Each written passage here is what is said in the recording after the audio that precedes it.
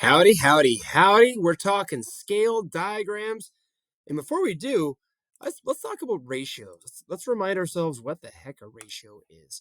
So remember that a ratio is really the relationship between two different terms or two different values. So if I said, hey, we've got apples and we're going to compare those apples to oranges, cool. Let's say when I look in my fridge, or rather my fruit bowl, probably where I'd keep my fruit. I've got two apples, but I noticed I've got five oranges. Okay, so if that relationship between apples and oranges stays the same, so that means every time I have two apples, I'm going to have five oranges. Well, what would happen if, let's say, I doubled the amount of apples I had? Let's say I had four apples. Well, what would happen to my amount of oranges? Well, if my ratio or the relationship between apples and oranges stays the same, I'd have to double the amount of oranges too. I doubled two apples to four, so I have to double the amount of oranges to 10. So we would say that this ratio has stayed the same. What if instead we went like, hey, let's double the amount of apples and oranges will stay the same? I mean, I can do that if I'm shopping. That's fine. I don't have to buy more oranges or anything. But in terms of math and in terms of ratios, we would not say that this relationship between apples and oranges, 4 to 5, is equivalent to the original one we had, 2 to 5. Okay. So how can this be useful? Again, this is a reminder, but again, having this relationship and understanding that if we increase the amount of apples, oranges has to increase the same amount. We're timesing both these terms or dividing both these terms by the same exact amount. So if I had 20 apples, that's timesing 2 by 10. You betcha I have to times 5 by 10 as well, getting me 50. Okay, so 20 to 50 apples to oranges. Cool. So what the heck are we doing with ratios today? Well, we're talking scale diagrams. And the cool thing is that scale diagrams are used all the time. They're around us everywhere. You may have just not noticed it. So if you're into collecting model trucks or toy trucks or whatever, somewhere on that box or label, you're going to see a ratio. And that ratio is actually a scale diagram. Okay, or rather, it's just a scale. The diagram is like the drawing we do, but it's a scale. So what it's saying is this: for every 1 centimeter on this toy in real life, there's 16 centimeters. So in other words, we could say that in real life, a real life semi truck is 16 times bigger than this. So the cool thing is that I can use the scale to figure out how big that truck is in real life. So again, if we're looking at our terms here, the very first term, I'll put a T just to help us remember. T for toy. And then on the other side, this is for real life. So I'll put an R for real. Okay. So for every 1 centimeter in the toy, there's 16 centimeters in real life. Well, let's have a look at the width here. So I see on the toy there are 6 centimeters. But in real life, what would that be? Well, just like fractions, if I'm multiplying one term by a number, I have to multiply the other term by that same number. So 1 to 6, I'd have to be multiplying that by 6, wouldn't I? So that means 16. Yep, I'm multiplying that by 6 as well. And I don't know what that is off the top of my head, so I'll just do a little bit of math, no problem. 6 times 6 is 36. I'll carry the 3. 6 times 1 is 6, plus 3 is 9. Cool. So in real life, the width of that truck is actually 96 centimeters. Kind of cool. And I did a pretty easy conversion there just by setting up my ratios like this. I have my scale, that first original ratio, and then I have my equivalent one below it. And I show my work by showing what I'm timesing it by. Kind of cool. Okay, let's do another one. I'll start with that original ratio, that scale, just to help myself show my work so I don't get confused. Now let's do the height.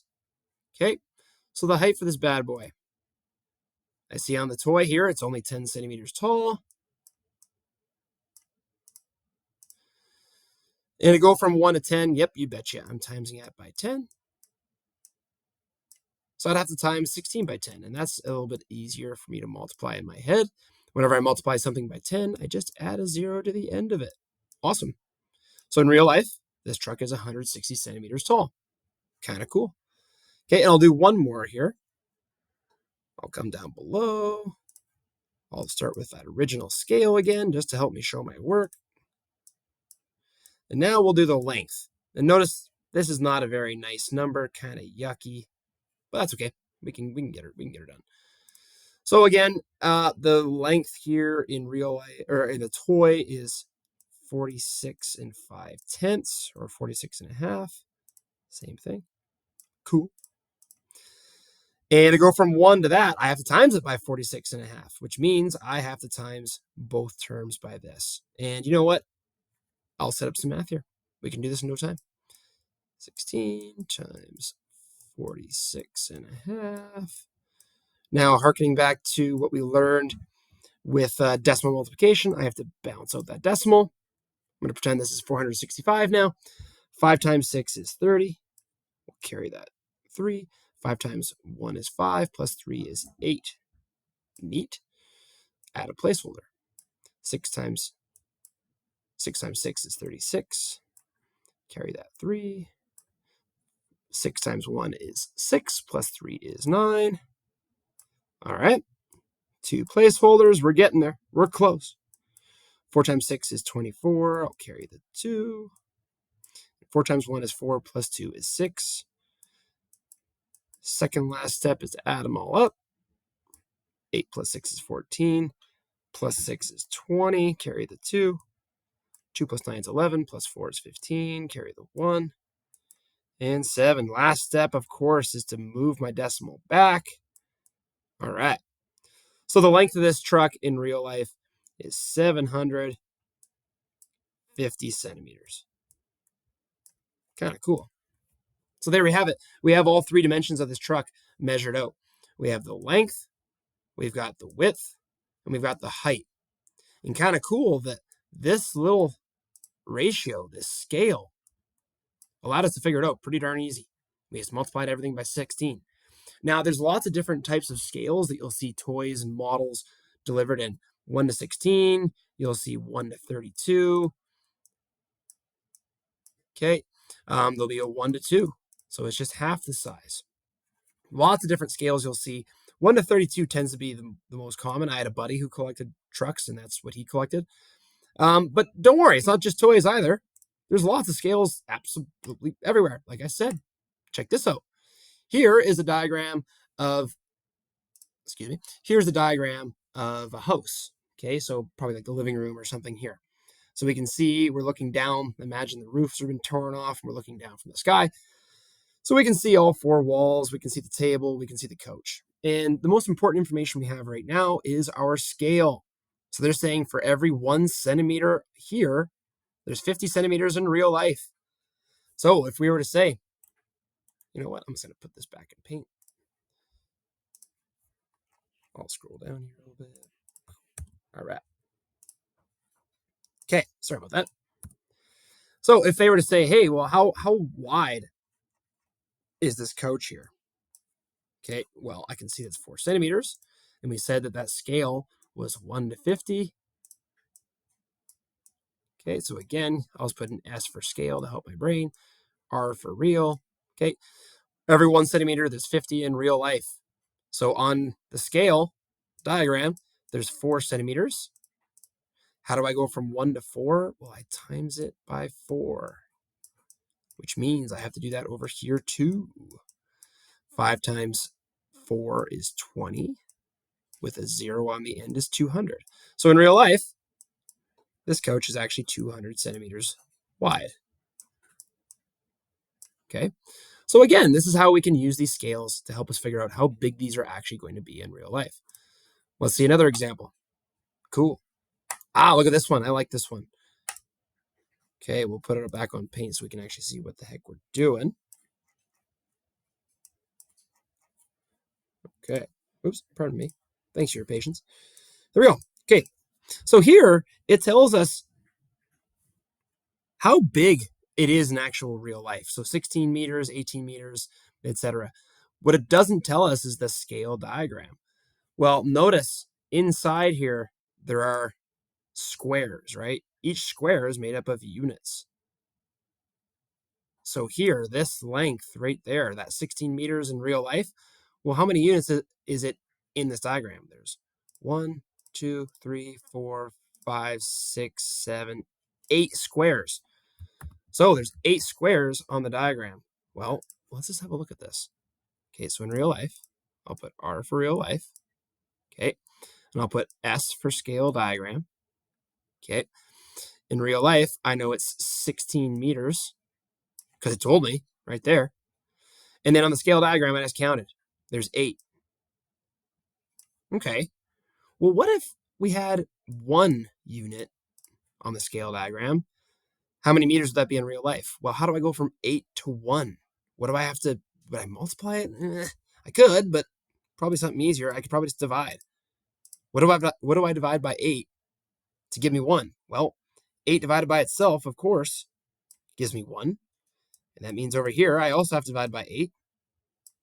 16 divided by 8 is 2. So check it out. Our scale for this diagram is 1 to 2. So for every one of these units, you're getting 2 meters in real life. And we can prove that again right here. Here's 10 meters. How many units? 1, 2, 3, 4, 5. Divide, divide 10 by 5. And of course, that's 2. So 1 to 2. There you go. A little different way of doing it. We can find the scale from the information it gives us here. And don't forget, like these grids, these are our friends. We can count these units. Okay, back. Let's have a look here. Another diagram. Cool.